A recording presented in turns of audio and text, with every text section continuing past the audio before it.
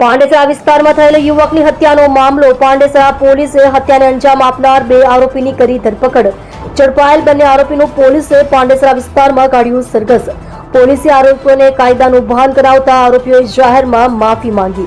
અંગત અદાવતના ખારમાં કરાઈ હતી યુવકની હત્યા.